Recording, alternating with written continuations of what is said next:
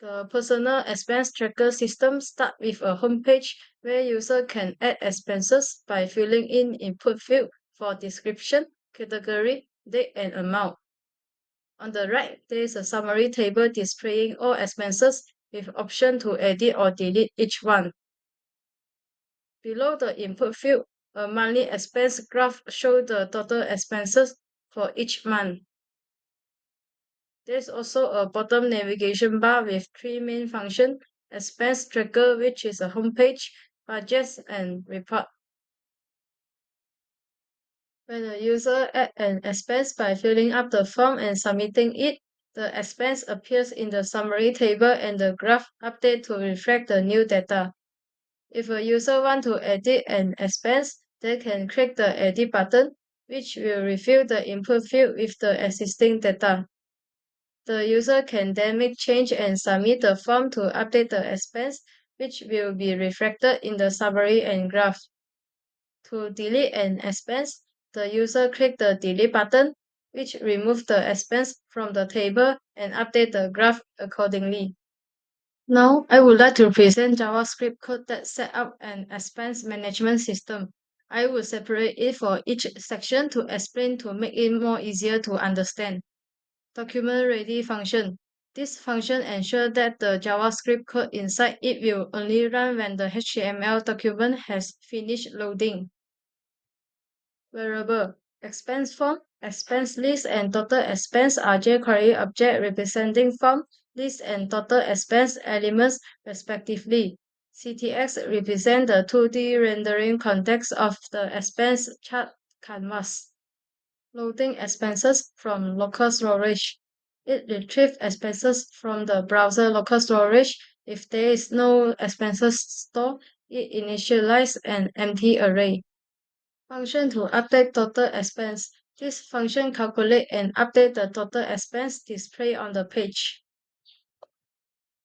Function to render expenses. This function clears the expense list, then iterates through each expense, creating HTML elements to display them in a table. It also updates the total expense and render the chart. Function to render chart. This function generates data for a monthly expense chart. It creates a bar chart using chart.js library. Rendering expenses and chart. It initially renders expenses and the chart on page load. Add or edit expense event listener. This event listener handles the submission of the expense form. It either add a new expense or edit an existing one. Delete expense event listener. This event listener handles the deletion of expenses from the list. Edit expense event listener. This event listener handles editing existing expenses. In the budget page, user can set the budget for the various categories and the budget amounts. When user click the budget button, the budget set will be appears on the budget overview sites and user can view, edit and delete the existing budget details. If user already set the button for the category before like the housings, the system will pop out the alert message to notice users that the houses category has been set, and user can also delete the budget detail by click the delete button. In the budget page, user can set the budget for the various categories and the budget amounts. When user click the budget button, the budget set will be appear. Next is script for the budget page, as we have the function to get budget, save budget, and look budget. So for the get budget function, it should retrieve the data from the local storage, and save budget is save the budget data to the local storage. This could ensure that local storage remain the data consists across the sessions, and even the user close the window, the data will still remaining when user are back. And look budget is look and display the budget on the page. This including the display the categories and the budget amount. Adding the edit and delete button with the data attribute is to store the index of the current budgets. Next is function to handle form submissions. As the function is triggered when the budget form is submitted. It ensures The budget data entered by the user is properly validated, added to the list of the budget, or updated if it is being edited. Event prevent default is prevent the default form submissions.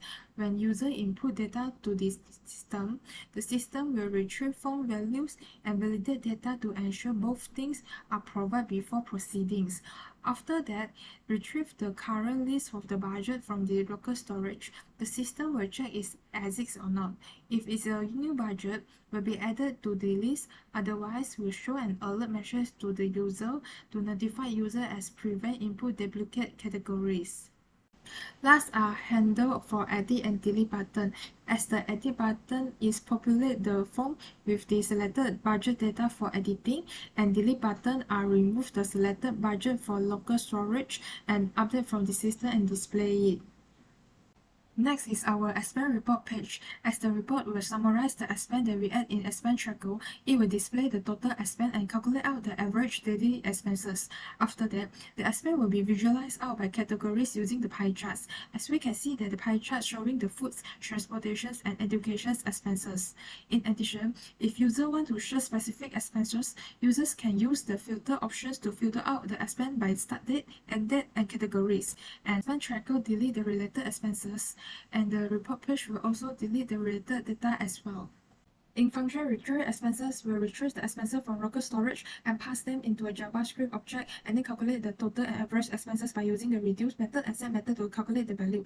After that, will dynamically populate the expenses table with data from the expenses area, and this requiring managing DOM elements effectively and ensuring the data was accurate and up to date. And for the function return chart and categories return a pie chart using chart.js and populates the category details below the chart. Is calculate the total expenses for each categories and match them to colors and icon for display. We need to ensure that the chart redone correctly and was responsive require carefully configuration of chart.js options.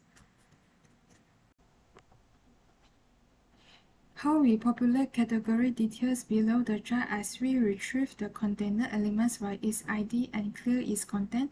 Then for each category, we calculate the percentage for total expenses, format the dates, and dynamically create HTML elements to display the information. Next, we will using the filter expansion function which takes its expand data and filtering criteria. This function applies dates and category conditions for each expense, returning only those that meet the criteria.